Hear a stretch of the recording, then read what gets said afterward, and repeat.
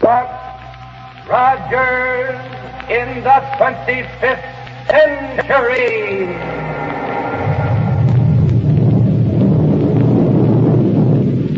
And the shower of silver dollars from Popsicle Pete's money box.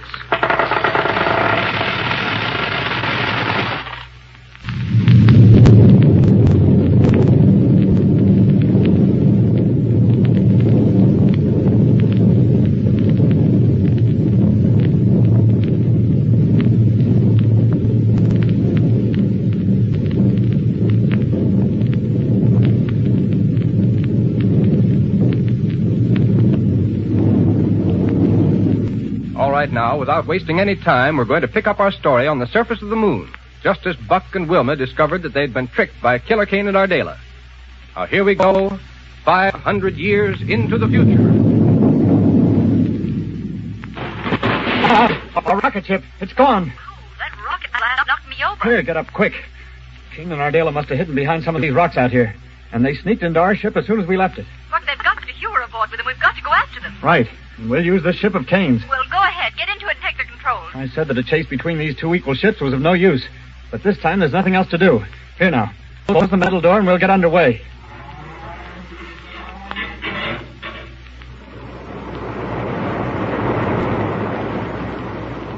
Can you still see our blue ship in the teleradioscope, Ardela? Yes, Kane. Buck and Wilma have just got into it. So they can head right out here after us, of course. We'll wait until they take off their spacesuits to operate the controls. What did you do? Left a slow-generating gas pot under the control seat. It'll poison them before they know what's happened to them. Good work. Say, you must have hit Dr. Hewer pretty hard while he was getting out of his spacesuit. See, he's still out cold. Then we won't need to worry about him for a while. As a matter of fact, from now on, he can do all the work. How do you mean? Ewer's next job will be to invent a new weapon. For me. And it will have to be something I can use to bring a whole planet to its knees in a single stroke. Isn't that asking a lot, Kane? For a man like you, huh? No. What I'm thinking of is trying to persuade him to do it. I've an idea that when I show him how much he can accomplish under my direction, he may be perfectly willing to play along with us. All right. Now, where are we headed for? Ardela, we're going to Enceladus. That's one of the moons of Saturn, isn't it? Yes, it's one of the least known moons of Saturn. But I've decided that it will provide a good nucleus for the organization I will build up to carry out my plans. Why pick Enceladus? Because there we can work without any chance of being disturbed or interfered with. That sounds logical. Oh, my head. Wait, Hewer's coming too. Look, where are you? Wilma. Shall I throw some water on his face? No, let him come out of it in his own sweet way. Killer Kane. Hello, Ewer. How are you? What have you done? Where are Buck and Wilma? I'm sorry, Dr. Hewer. Ardela. But I'm afraid it was necessary to leave them stranded down on the moon. Stranded? Well, Yes, the power control on that blue ship down there is out of order. Oh. Now, how do you feel? As good as could be expected under the circumstances. Do you really care? Ewer, I'm a man of few words, so I'm going to speak bluntly. Well, you know what my plans for conquest of the solar system amount to. Or at least you ought to know by this time. yes, Kane. I know your wild ideas only too well. Now, wait a minute. Yes. Nobody realizes any more than I do your capabilities as a scientist. In short, with your cooperation, the conquest I desire will be easy. And if you seriously stop to think about it, you'll realize that working with me will not only give you more wealth than you've ever dreamed of, but a chance to make scientific progress such as you've never had before. The whole solar system will be your laboratory. You will be the greatest scientist who ever lived. Kane, I'm not the least bit interested in what you're saying. Huh? Nothing under heaven could ever persuade me to be a partner to your crime. You are. Either you'll come along with me, or you'll die. As Rodgers and Wilma have died. What are you talking about? You heard what I said. But before you said... You only said that the ship you left them in back there on the moon was disabled. Of course, so you wouldn't feel any animosity toward me when I made my little proposition to you. Do you think I'm a fool? What good would disabling their ship do us? No, you are. Our little situation required somewhat more drastic measures. What did you do? Beneath your dear friend Buck's control seat is a small beaker of chemicals, which right now are generating a deadly gas. Oh. In other words, When he and Wilma take off their spacesuits to operate that ship, it will begin to have its effect on them. Not too quickly, either. So they'll have no warning until it's too late. Clever, huh? You're not human. Really? Thank you. Kane, you're a monster. Yes, you are. And I'll give you the same medicine if you try to cross me. Now use your head, you old fogey. You've got a decision to make. On the one hand, wealth, fame, and power. On the other, burial and outer space. Well, will you play along with me? Never. Let me hit that radio unit. Sure. I've got to warn them. Get away from the radio! Nice work with the paralysis ray, Ardela. I congratulate you. Thanks, Kane. Whether you'll admit it or not, Hewer was in a fair way of knocking you down. I wouldn't say exactly that. But the old boy does pack more of a wallop than I gave him credit for. But it's the last one he'll ever throw. But now listen. Well? I can't seem to spot it on the viewplate now. Perhaps because we're out of range. And so let us? No, the rocket ship we left on the moon. Just before you and Hewer started to scrap, I saw it take off. Maybe your little trick hasn't worked after all. So soon? Of course not. Knowing Rodgers, I know that he'd take off after us without waiting to remove his spacesuit. But he certainly wouldn't continue to fly with it on. Or Wilma either. And when they do remove them, we'll have nothing more to worry about.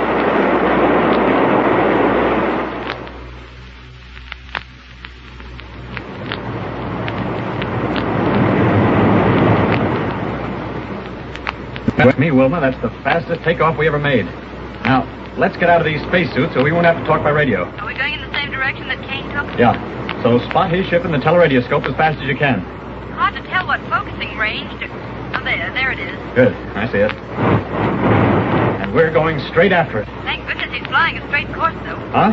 Notice how clouds of cosmic dust keep interfering with the vision on this viewplate? Yeah. Too bad he got such a head start on us. But, Wilma, he's heading straight out toward Mars or Saturn. They happen to be in line with each other. Now I can't see a ship at all. Look, if he swings around out there very much, we're going to lose him, do you know it? Well, we don't need to. We can hook in the gas analyzer and automatically follow his rocket trail. Great, I'll get it for you right away. Get it for me? Sure, out of this cabinet over here. But it's right here on the control board. See these dials? There. Turned it on. Then what's this unit here on this shelf? Oh, that's just an auxiliary unit in case this one gets out of order. Leave it there. Oh. See? These dials register 3, 1.7, and 32.1. Mm-hmm. Kane's rocket trail, all right. From now on, this ship will follow it automatically. Good. But say, let's get out of these spacesuits. Yes, let's. Breathing condensed air gets tiresome. They're not exactly comfortable in the control cabin, either. Unsnap my helmet clamps for me. Sure. No, wait a second. Where are you going? Didn't close the door of this cabinet tight. For that, you can open your own helmet. All right. Anything to breathe pure air again. Wait, stop. Huh? Keep on that helmet. Are you trying to get me? Ouch! Told you to keep that helmet on. You see that auxiliary gas analyzer there in the cabinet? What's the matter, Buck? Cyanogen gas. Something very much like it here in this control cabin. What? According to dial 1 on this analyzer, it's slowly been getting stronger and stronger in here. Right now, there's enough to kill us instantly. Buck! More of Killer Kane's work. Somewhere in this control cabin. Here it is. See this beaker? Right under your control seat. Yes. Pouring out a gas intended to get us the minute we took off our spacesuits. Snap your helmet clamps tight again. What are you going to do? Throw this beaker out the main metal door. While we're tearing along like this? Yes, sir. Boy, did you feel the air in this cabin rush out when I opened that door? Yes, Buck. The pressure in here is returning to normal again. Well, that helped to clear the gas out, too. Thank heaven for the auxiliary gas analyzer. Yes, it's back to normal again. Well, then we can take off these helmets safely. I'm almost afraid to. No, it's okay now. Here, I'll help you. There you are. Here goes my helmet. Now that it's all over, Buck, I feel sort of funny. Yeah, I know what you mean. If you really think about it, it was a pretty close call for us. Too close. Killer Kane and Ardela won't stop at anything. The president was right, Buck, when he said that this is the most dangerous assignment he ever gave us. And we're seeing it through. We know how far Killer Kane will go to get what he wants, so we're going to play mighty safe every step of the way. But we're not going to waste any time. We can't waste any time. Keep the power on full.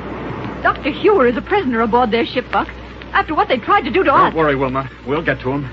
We're on a clear rocket trail that can't miss. Maybe these two ships are exactly alike, but there are a few tricks of navigation that even Killer Kane doesn't know.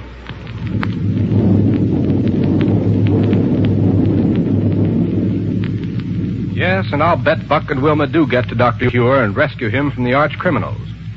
But how? And I wonder what Buck meant when he said that there are a few tricks of navigation that Killer Kane doesn't know. Well, I'm afraid we'll have to wait for the next episode.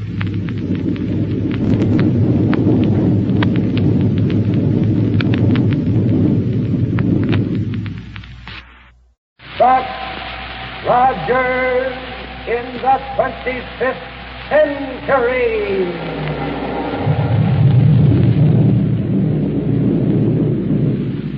And the shower of silver dollars from Popsicle Pete's Money Box.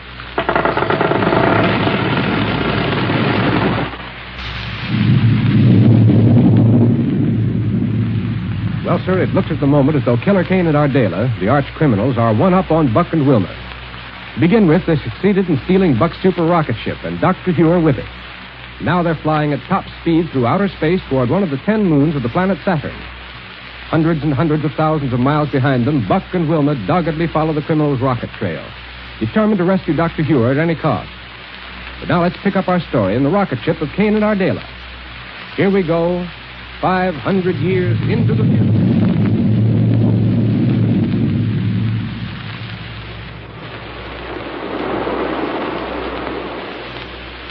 You are still under the influence of the paralysis ray, Ardela? Yes, Kane. He's still out cold, back in the storage compartment. Good.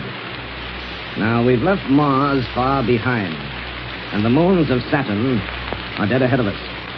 From the minute we land on the one called Enceladus, we start building our organization. Enceladus, huh? Right. It's one of the least known moons of Saturn, so we'll be perfectly safe there. If we aren't being followed out here. Nobody's seen us. How could we be? By a rocket plane equipped with a gas analyzer. You're right, Ardela. I hadn't thought of it. Well, it's about time you did. Don't let it worry you. Watch. Why'd you cut the power? What are you going to do? Before cutting the power, I swung us wide from our course. Huh? Hey, take it easy, will you? Pipe down and hold tight to your control seat. By the time I'm through, there isn't a gas analyzer in existence that will be able to follow the trail of this ship.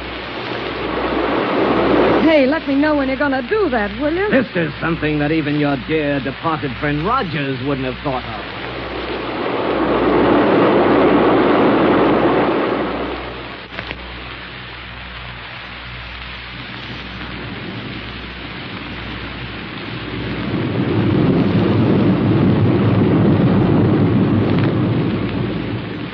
Kane's rocket trail still leads in the direction of Mars and Saturn, Buck. Yeah.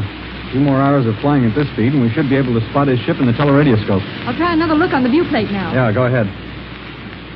Well, how about it? No, I guess we're just not close enough yet. Or else there's too much cosmic dust in the way. Well, don't worry about it. As long as this rocket trail holds out, there's nothing... Wilma, What's the matter, Buck?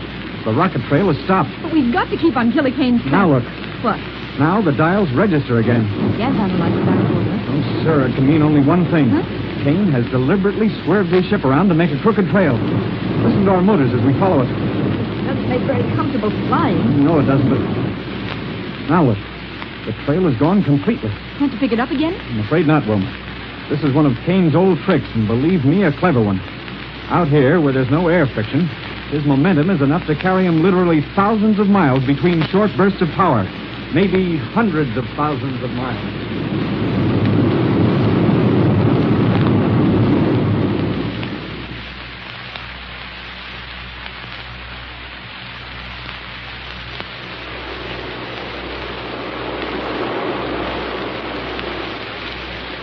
Ardela, things are working out beautifully. Yes, Kane? While you were giving Ure another dose of the paralysis ray, I contacted the king of Enceladus by radio. Good. His name is Corax, and I told him that we are Rodgers and Wilma. No. That we're coming to see him on important official business. Did Corax ever know Buck and Wilma? He's heard about them, but never seen them. Marvelous. Now, we'll land at his capital in a few minutes. On the private landing platform atop his palace. Oh, the king has been impressed with our importance even before he's seen it. Exactly. Thinking that we're Rodgers and Wilma, he's all ready to eat right out of our hands. Kane, I hand it to you. You certainly have a pretty little way of pulling the wool over people's eyes and making them like it. Forget it. Are you sure you gave Ure enough of the paralysis ray to keep him out of trouble? He's saturated with it. Can't even wiggle his ears. Good. Now, see? There's the capital right below us. I'll cut the power and coast to a landing. Somebody down there waiting for us on that platform. Yes, it must be King Korak. Hang on now. Now, don't forget, I'm Rodgers and you're Wilma. Okay, let's get out. Welcome to Enceladus, the most progressive moon of Saturn, Captain Rodgers. How are you, Korak? Meet Lieutenant Wilma Derrick. Oh, greetings. How do you do, Your Majesty? I am honored in having you here. Yes, sir, honored. Well, let's not waste time with formalities, Korak. Where can we talk? Why, right through this door here in my private study. Lieutenant? Thank you. Yes. Here we can be comfortable and undisturbed. Fine. This'll make good headquarters for the work we'll have to do while we're here. While I think of it, Captain. Well? I understand that when you and Lieutenant Wilma visited the moons of Saturn before, you brought along a gentleman who was a very wonderful scientist. The man who developed the system of government under which our moons now function. Oh, he means Dr. Hewer. Yes, that's it, Dr. Hewer. Where is he now? Why, he came with us. Oh, yes? But, on the way, he developed a strange illness that has, shall we say, rendered him totally unconscious. How terrible. Right now, he is in our rocket plane, so I don't want anyone to go near it. You must have complete and undisturbed rest. Well, isn't there something we can do for him? Nothing, Korax, except leave him entirely alone. Whatever you say, I'm sure you know what is best for him. Right. Now, let's get down to business. Yes.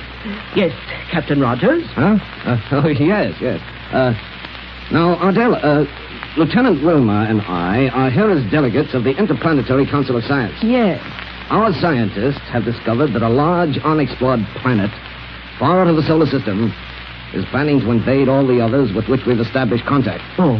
In any event, Korax, our job is to organize a space fleet that will be the most powerful ever assembled. Of course, I can see that. And we must have an army composed of every able man on every moon of Saturn. That army will be under my leadership, of course. Of course.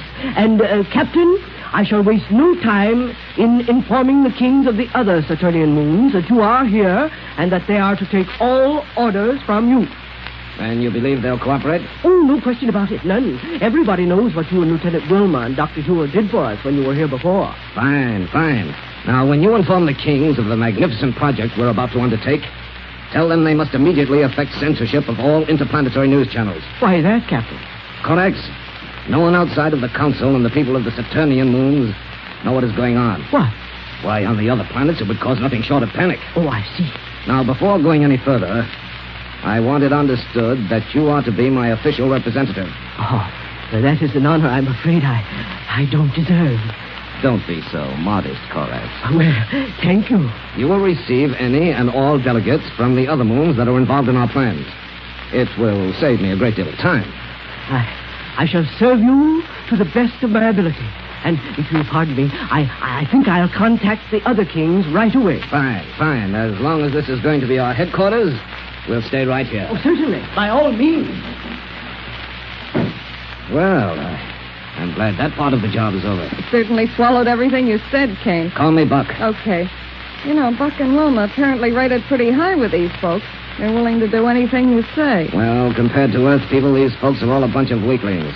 Shout at them once or twice, and they'll do anything you say. But why did you want Korax to arrange it so you wouldn't have to receive the other kings? I should think you'd want to talk to them personally. Some of them might remember our faces from our previous visit. Then we'd be in hot water. Okay. Now, what's the next step? We're going to put these people to work building spaceships. I see. With all the manpower that's available, it should be only a matter of days before we'll have a powerful enough space fleet to face anybody in the solar system who might try to make trouble for us.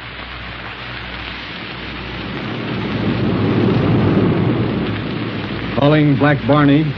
Buck Rodgers calling Black Barney. You can land on Mars whether you get him or not, Buck. But if we don't have to land, it'll save us a lot of space traveling. That's true. Calling Black Barney. Hello, Captain Rodgers. How are you? Hello, Barney. Why, I haven't heard from you since we got back from exploring under the Earth. But, I understand you're looking for Killer Kane and Ardela. Right. Have you seen any sign of him? Yes, sir.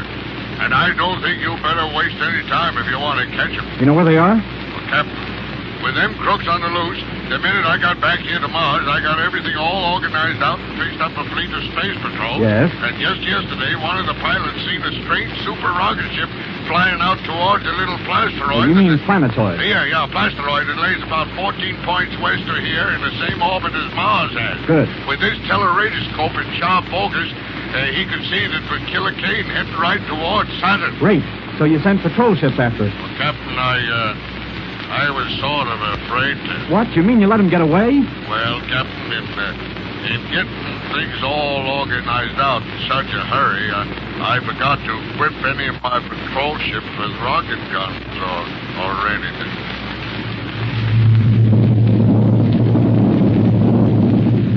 Well, poor old Barney. But at least our friends are on the trail again.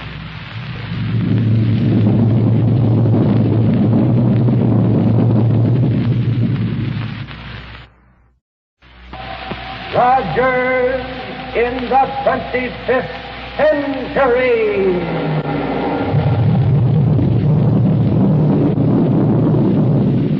And the shower of silver dollars from Popsicle Pete's Money Box.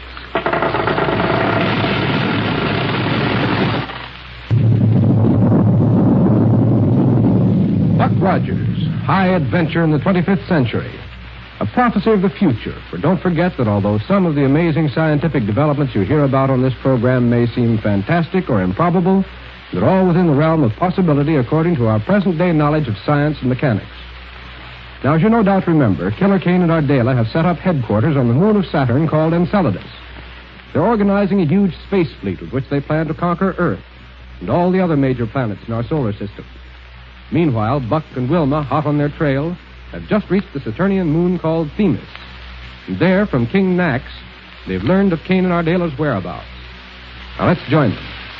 Here we go, 500 years into the future. Your Majesty, there's no question about it.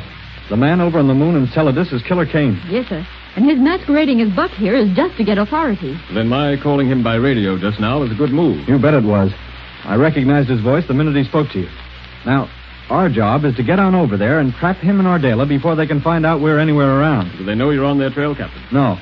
So we can take time enough to plan carefully. Take time, Buck? Does Dr. Hewer in their hands? Well, look, it'll be nightfall by the time we can get to Enceladus. Wilma, the only reason we didn't trap them on Earth's moon is because we didn't plan our moves carefully enough. But think of Dr. Hewer. You see, Your Majesty, it was down there on our moon that they kidnapped Dr. Hewer. If we'd used our heads, we'd have got them instead. What happened, Captain? Well, they landed their rocket plane on the moon in plain sight. And we saw it from Earth and went right after them. I see. But when we landed beside it, put on spacesuits and went over to it, they jumped out from behind some rocks and flew off in our ship, with Dr. Hewer as their prisoner. You just now said they don't know you're trailing them. They must have realized you'd lose no time in following them. Right, but they planted a poison gas generator in the control cabin of this ship. It was only by luck that we weren't done in. I see. And their belief that you're dead is to your advantage. Yes, sir. Now, you say that Kane is organizing a huge battle fleet. All of our Saturnian moons are contributing to it. That can mean only one thing. Conquest of Earth. Really? Now, come on, Wilma. Let's get our heads together and plan how... Hey, where is she? She was here just a moment ago, Captain. Well, that's funny. Could you have gone into your office here? Wilma?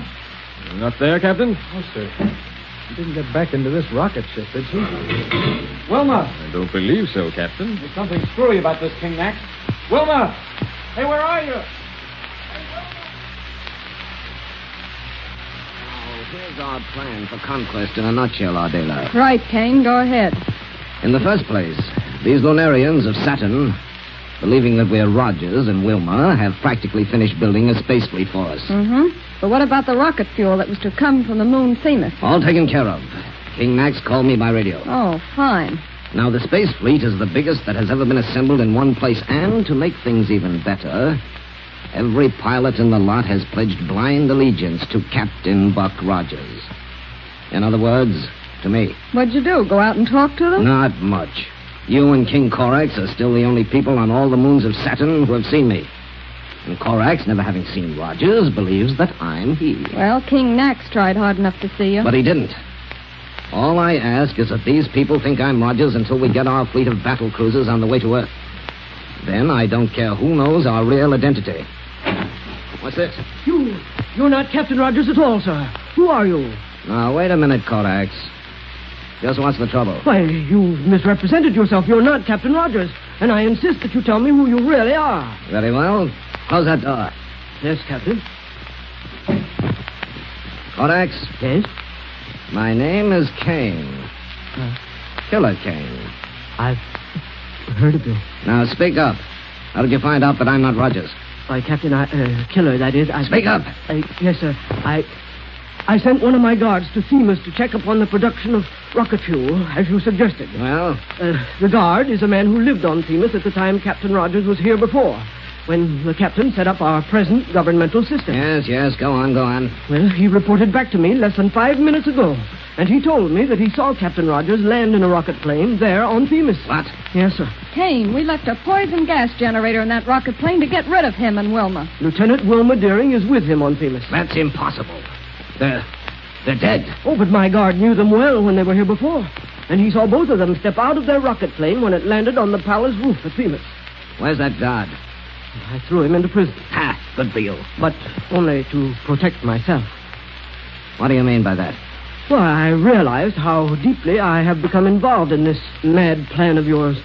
Rather than let the guard tell others where and how I've been deceived by you, I put him out of the way. What do you intend doing now? I don't know. Anything but continue to assist you in your mad conquests. You're too late, Korax. You're more involved in this whole scheme than anyone else, even including myself.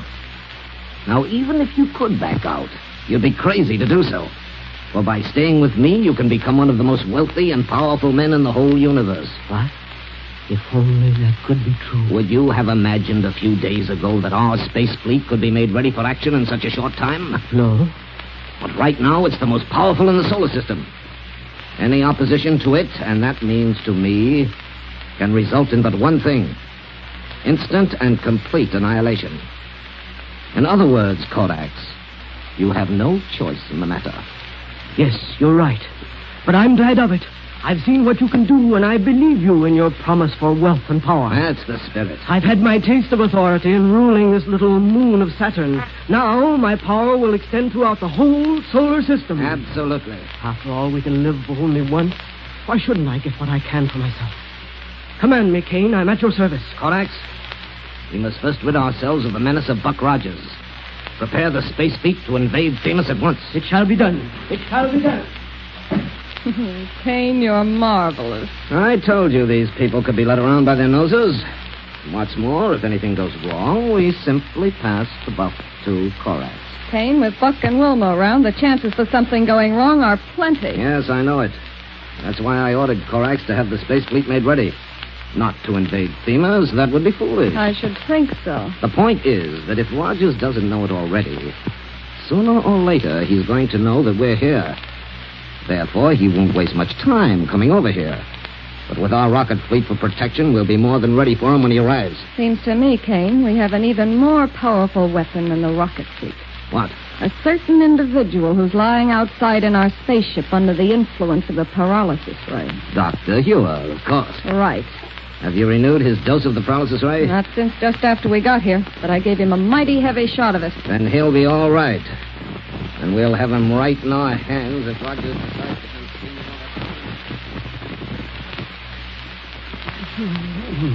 Doctor, are you all right now?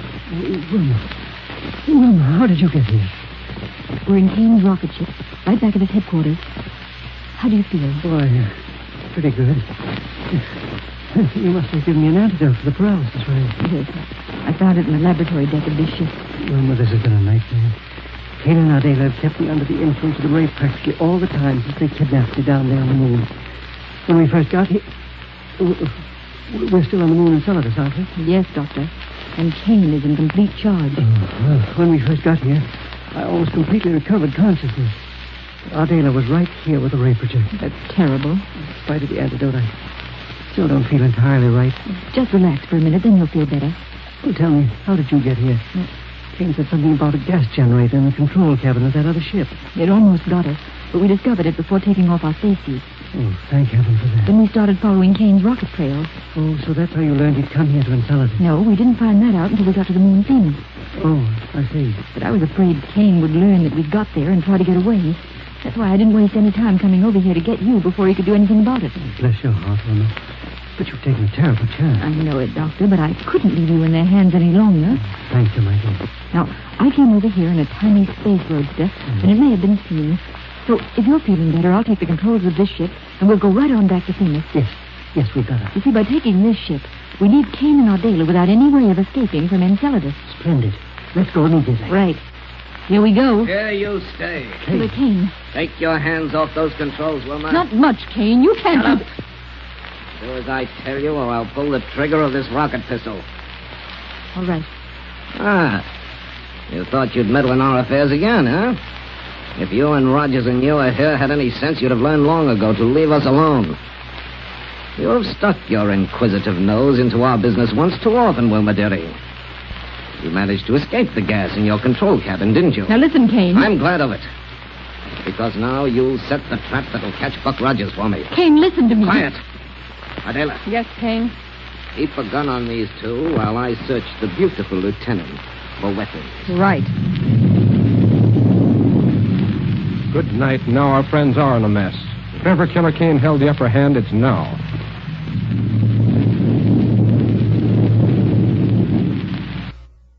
Buck Rodgers in the 25th century.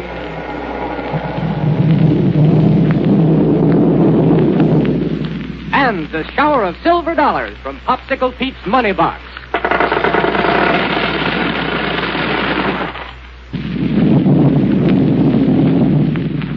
Thrilling adventures of Buck Rodgers have taken us far away from the amazing super scientific world of the 25th century, far out into the great void of outer space. For Buck, Wilma, and Dr. Hewer, you remember, are hot on the trail of the arch criminals, Killer Kane and Ardela, flying at top speed in their rocket planes toward the far-off planet Pluto. But the ship being used by the two criminals is identical with that of our friends, and that means that... But wait. Let's pick up our story in the control cabin of Buck's spacecraft. Here we go, 500 years into the future.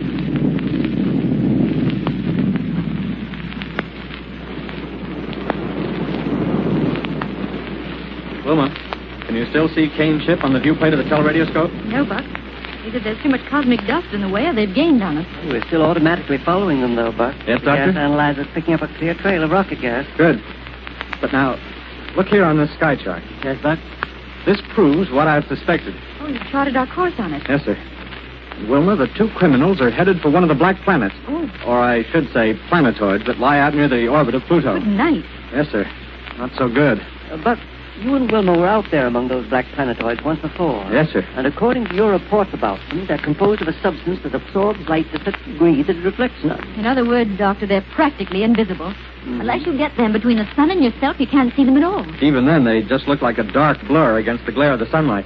And I take it that there's grave danger of running into one of them before you can even see it. Not only that, but if you get close to one of them, its terrific pull of gravity is likely to make you crash on it. I see. But the real danger is not in the planetoids themselves. No? Oh, sir. Didn't you see the pictures I had taken with a telemagnetic recorder camera? Of the gigantic bird? Yes, Doctor. Space birds flying all around out there. Yes, that's right. Well, we have the protection of our long-range disintegrator. Oh, just the same. If a couple of dozen of them hove into sight, we'd have a pretty hot time on our hands. Doctor, some of those birds must have a wingspan of 300 or 400 feet. Oh, what? That's right, sir. The only reason we took pictures of them was because we knew it was the only way you'd believe us. Their power of flying around in space is what I can't understand. You know, without air to flap their wings against.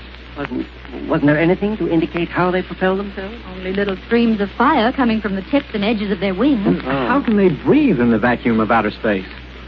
We're flying around in space and managing to breathe without any difficulty, aren't we? Sure, but we're inside the hull of a rocket plane with a mechanical system to supply air for us. Isn't it just as logical to conclude that in the case of the gigantic bird, all Mother Nature has made the same sort of provision that we've had to make scientifically and mechanically? Well, maybe so. Wait, look. Huh? I can see Kane's ship on the teleradioscope again, and we're gaining on it. I'm kidding.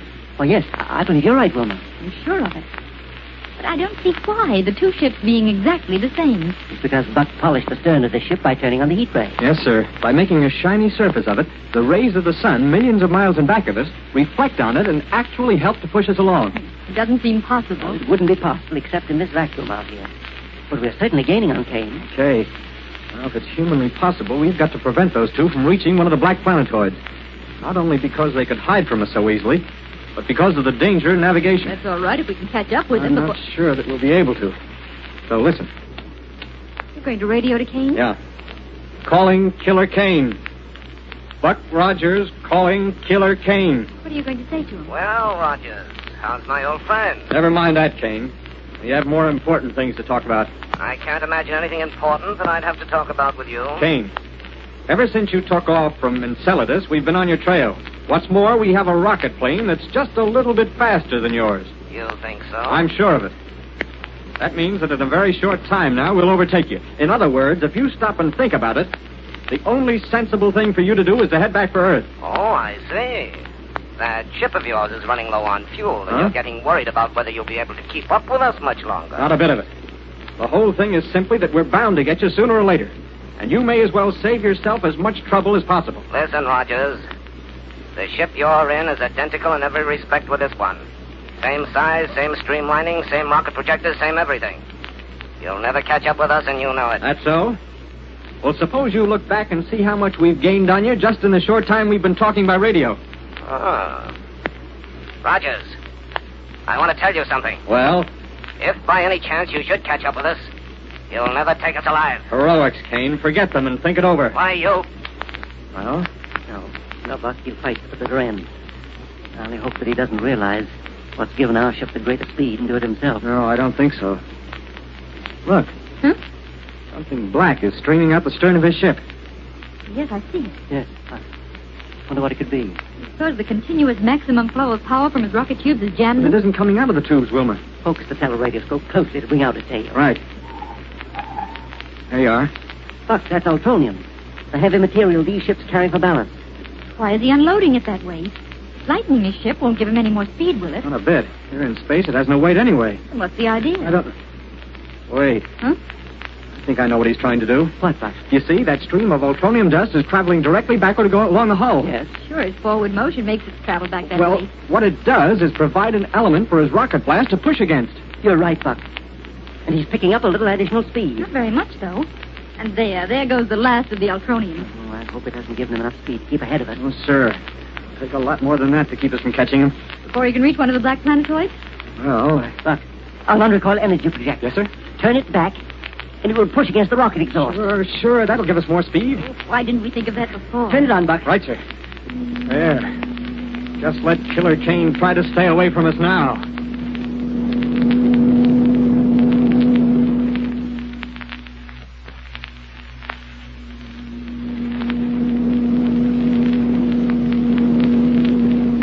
Boy, Doctor, adding the power of our force ray to the rocket certainly did the trick. There, we're pulling up on Kane and Ardela now, all right. Yes, I can see it through this forward metallo glass window. But say, Buck. Yeah? Doesn't it seem to be getting awfully hot in here? Yeah. Couldn't be anything wrong with the air conditioning unit, could there? No, according to these dials, everything's okay. It's getting hot, though. Maybe there's a leak in the insulation around one of the rocket tubes. I'm going to take off my flying jacket. What could be doing it, Doctor? Well, if the insulation around a rocket tube, it would show up that... Wait. Look. What, sir? Look ahead at Kane's ship. Yeah? He's using a thermic radiation projector on it. But we have a hull of solid impervium around It us. still won't prevent heat from slowly seeping in by simple radiation. And the closer we get to Kane, the more we'll feel that heat ray. Yes. Just look at this thermometer. What's it say? 38 degrees centigrade. It's about 100 degrees Fahrenheit. Run the ventilating system at maximum, Buck. It's maximum now, Doctor. It goes up automatically. 41 degrees centigrade. This is terrible. Yeah, you're telling me. Phew. It's getting worse. Worse. There's nothing we can do about it. All the metal in here is radiating heat. These controls are almost too hot to touch. Maybe we better change our course. After all we've been through to catch up with them? No, sir. Buck, the heat is awful.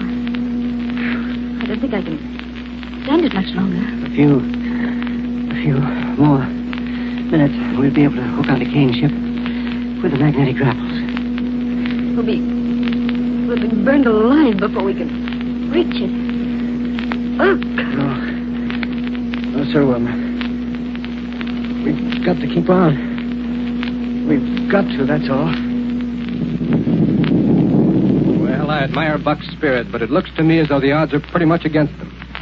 I will be back with you in a minute, so sit tight and hear a few words from your favorite announcer.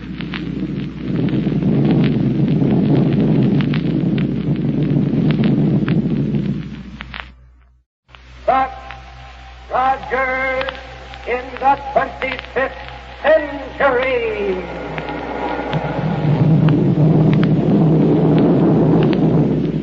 And the shower of silver dollars from Popsicle Pete's money box.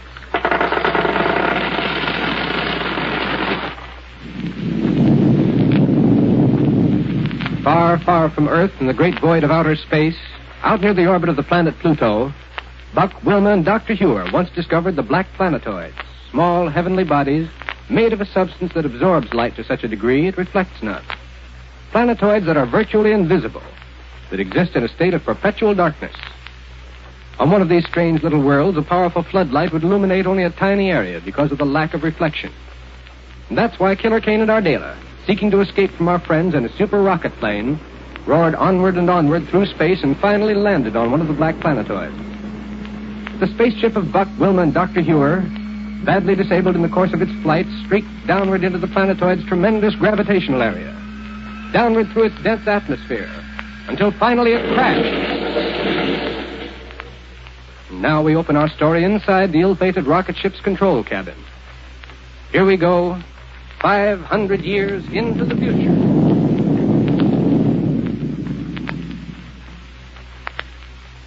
Doc. Wilma. Are you all right? I am, Doctor. So am I. The crash certainly sounded bad, but... well, we're all whole. Yes. Thank heaven.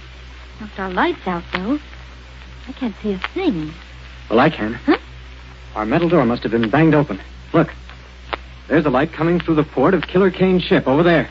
Yes, Buck, I see it. And, Doctor, we finally got them. Thinking that we're done for, they'll come over here. All we need to do to trap them is to sit tight and keep perfectly quiet. Buck is right, Dr. Hewer. We've got to be all ready for them. Now, if I can feel my way over to the weapon cabinet, I'll get at some disintegrators and rocket pistols and a hand light. No light, Wilma. I'll spot them and know that we're okay. Of course, sorry.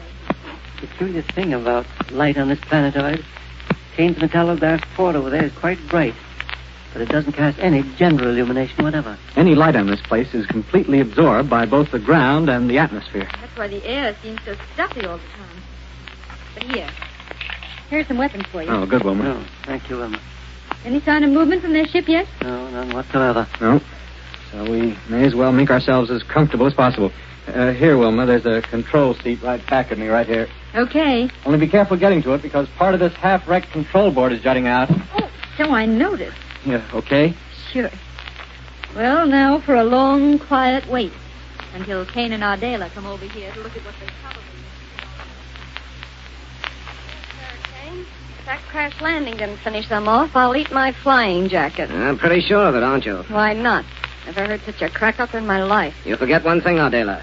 The shock insulation built into that ship. I still don't think they could have survived. We're going to wait right here until we're sure. No lights have appeared aboard that ship of theirs. Or what's left of it. We're still going to wait. Okay. Now for a long, quiet wait. What's this? Until Kane and Ardela come over here to look at what they probably think are our remains. Do you hear that? They're alive. No sign of their moving out of that ship yet. But they will. It's coming through our radio unit, Kane. Right. Their transmitter is on, but they don't know it. Good. They're moving around in the dark over there. Someone has accidentally turned it on. Ardela, we couldn't ask for more. I still can't believe they ever survived that crash. Oh, don't you believe your own ears? Well... Now we can play that waiting game as well as they can. What's more, we're in a far better position to do so. Buck, Quiet. Yes, Wilma? can you reach me a drink of water? Yeah, the tank's right here beside me. Matter of fact, I'm so dry myself I could almost exhale dust. This is one for me, please. I can't think of anything I'd like more. Right, sir. Uh-oh. What's the matter? Water tank is bone dry. Listen. Oh, no, are you sure? Let me have your hand. See? A drop coming out. Oh, but water's one thing we can't do without it. This is serious. I know it. Afraid there's nothing we can do, though, until we can get into Kane's ship. Well, but... Okay. Ah, no water aboard their ship, eh? If they only knew it, there's a water hole less than 100 feet away from them. How do you know? Now, why do you suppose I navigated our ship down to this particular spot? Well? It's exactly where we landed when we were on this black planetoid before. Oh, I see. Incidentally, there's a deep natural pit not far from here, too. Adela, I've got an idea. Well, it'd better be good. Listen, as long as those three are inside their ship, we can't safely get over to them to put them out of the way. Of course not. The minute we used enough light to get their exact location, they'd blast us down. But if we can get one of them out of that ship, and it would certainly be Rodgers. Now, wait a minute. Better tell me how you think you can do it. Easily, by turning on our radio transmitter and letting them hear us talk. What? But just to make sure you don't pull any of your usual boners, I'll carefully write out exactly what we're going to say beforehand. It still doesn't make sense, Kane. A little bit of carefully planned dialogue will get Rodgers out of that ship while my name isn't Killer Kane. Well, if you ask me, it'll have to be pretty good dialogue. If you'll pipe down a minute so I can write it, it will. Now, while I'm doing it, you can keep a sharp eye in the general direction. Hours and hours, and still no sign of movement in Kane's rocket ship. Oh, just gotta be patient, Wilma. It's so wrecked we're helpless until they come over here. If only there was some water. Isn't there an emergency tank of some kind on board, Doctor? No, well, I'm afraid not. We'll just have to grin and bear it. Buck, we'd stand at least an equal chance if we made an attack on Kane and Forget it, Arden. Wilma. We're thirsty, too. We don't dare take any chances. Look, the light from the port of Kane's ship has gone out. I wonder what that means. Probably nothing, Wilma. There's one of the forward compartments. Dinah, I hope it doesn't mean they're getting ready to take off. If we left... Now, wait, Buck, what's that? Can't you even walk past this control board without bumping into it? I'm sorry, You hear that? Our Dalas bumped into the control board and turned on their radio unit. Turn out the light in the forward compartment. Yeah. Now that we've got the water tank full again, we don't need it on. Rather a lucky find, that water hole out there, wasn't it? Listen. It's a lifesaver. Did you mark it well? With a small flare. What if Buck and the rest see it? They're dead aboard that cracked-up wreck. Maybe. Anyway, the flare is behind a little clump where they couldn't see it. Turn off the receiver, Wilma. That's all we need to know. Why turn off the receiver? Because I want to make some adjustments on both receiver and transmitter. Okay. Say, was our transmitter on, too? What? Oh, no, it couldn't have been. Oh. Here now. I'm going to set this for a monodirectional beam on a wavelength of 4 centimeters. What for, Buck? There. Now, wait till I get into the locker here. There we are. What are you going to do, Buck? Put on a spacesuit and go out and get some water. Buck, that's too dangerous. This suit will give me protection and a way for us to communicate with each other while I'm out there. That's why I set the directional wavelength so that Kane and Ardela won't hear us. But what if they see you out there? In that blackness? It's still a possibility, Buck. I'll be just as ready for them as they'll be for me. One disintegrator and a rocket pistol, and I'll meet Killer Kane any place, any time. But you can't fight the weapons on their ship. Yes, Buck. Only way they could see me from their ship would be by my getting in line with a flare. I'll stay this side of it. And suppose you get lost out there. You take a small hand flash and watch the directional rangefinder here on the radio panel, and you can guide me. They might see that light. Not if you cover it well. Buck, I still wish you wouldn't go. Thirsty? Not that thirsty. Sure you are. So is Dr. Hewer, and so am I. Here, help me get this helmet over my head, will you please, Doctor? If I can feel my way over to your side. Here, sir. Here we are. That's it. Be sure you get it on straight so that you can talk to us through the midget radio unit. There. There now. Head on. You, hear me all right? Yes. Here, a rocket pistol and disintegrator, and a container for water. Thanks. Now, here I go. Doctor, I'm awfully worried about his going out He'll there. be able to take care of himself, Wilma. He has rocket pistol, disintegrator, and the jumping belt that's built into the uniform. Buck, Okay, Wilma. Sing along fine out here. don't run smack into Kane's rocket ship. Judging by the light we saw, it's well away from where I am. Inside of that flare marking the water hole? Not yet, sir. No. Oh, here, wait. Yeah, now I see it. You sure it isn't another light in their plane? No. Looks almost like a small bonfire. Probably one of the flares from the laboratory deck of that ship. Yeah, I guess so. I'm walking over toward it now. No, well, be careful, Buck. You don't want them to see you against that light. Don't worry, Doctor. Hey! What's the matter, Buck? Buck. Buck, what's happened? Answer me, Buck. Buck! Well, it looks as though Kane's trick has worked, doesn't it?